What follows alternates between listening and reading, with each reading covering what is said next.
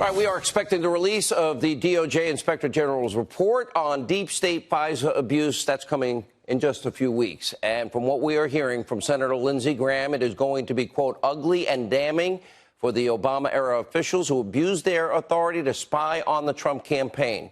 Joining us now with further insight, Senator Lindsey Graham.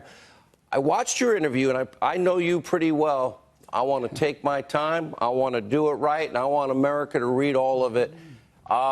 Let me interpret Lindsey Graham for the American people. That you have means a lousy Southern accent, by the way. Yeah, well, sure. I have been told by people it will, with everything comes out, it will shock the conscience of a nation. Do you agree with that? Well, here's what you're going. Yeah, I think it's going to be really damning and ugly, and people did some really bad things that are dangerous for the country, but you'll only find it on Fox. You may find it a little bit in the paper. Here's what I predict. It'll be 10% of the coverage that the Mueller report got, and that's a shame. So just keep doing what you're doing.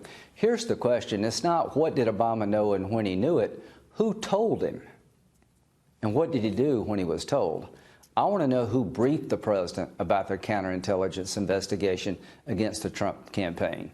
When you find that person, you're going to unravel the riddle here.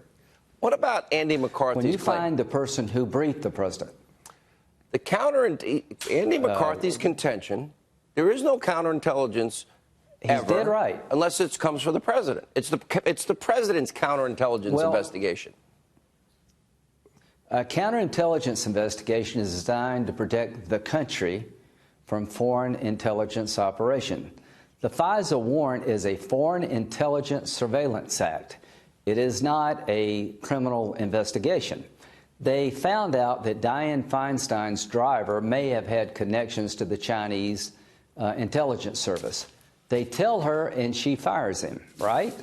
Why did they not tell Donald Trump that we believe some people in your organization may have contacts with the Russians?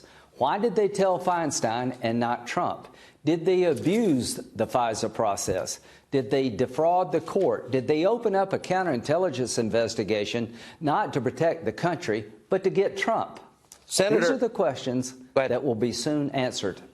Senator, I read in the Nunes memo and the Grassley-Graham memo that the bulk of information for each FISA warrant was the Clinton bought and paid for dossier. Okay.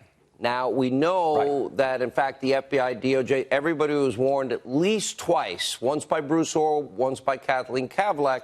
You can't trust it. It's unverified. Clinton paid for it, and Steele hates Trump. But they used it anyway. Then we find out, as we just discussed with John Solomon, that they never corroborated any of it. And when the FBI finally got around to it, around the time of the third renewal or around the second or third renewal, they realized this is basically all total 90+% BS. Why didn't they know that when they signed the first warrant, or did they? And does that mean it's premeditated fraud on the FISA court?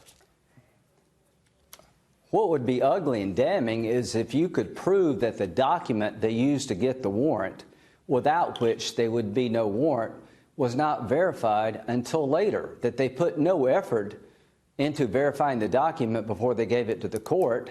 They panicked, hey, we got to figure out if this thing actually is true. I want the chart disclosed to the public. I want to tell the truth, nothing but the truth. I want to tell the story. I want to declassify everything that we can declassify so the story tells itself. Here's what I think. I think they put no effort into verifying the dossier until after they got the warrant, and when they tried to verify it, they came up with a dry hole. They're investigating two people here, Papadopoulos and Carter Page. I bet you Donald Trump did not spend 10 minutes with both of them. I could guarantee it. Did you see the Gang of Eight briefing materials where the FBI identified all the shortcomings of this narrative in 2018, in the summer of 2018? Did you see that, sir? No, I did not, because I'm not in the Gang of Eight, but I want you to see it. This is not grand jury testimony that will be compromised. This is an investigation into your government and how it operated. Every American should want to know as much as possible. Every media outlet should be doing what these other groups are doing, suing to get the information out. I'm going to meet the Attorney General this week to to talk to him about how to best tell the story. I don't want people to conjecture as to what happened. I want you to read it.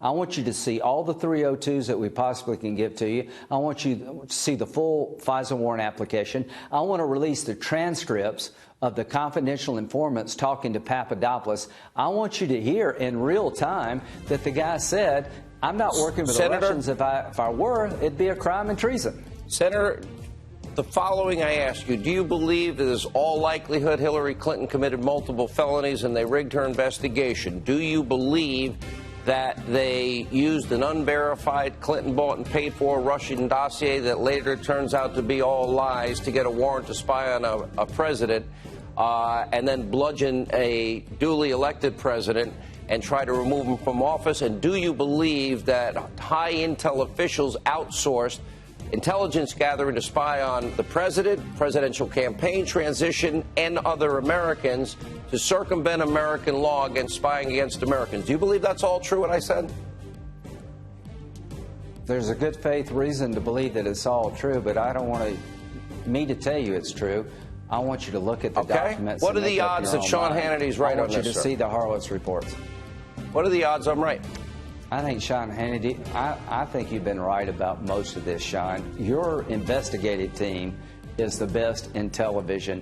Just stay tuned. Weeks from now, you're going to see the Horowitz report. Yeah. Then we're going to start calling these people. There's a bad accident in my life, so you or can there's hear from them what happened. There's a bad accident in my life, or some, mid-morning raid at my house. That's not going to be an accident either. I just ask you to bail me out and send a cake with a file.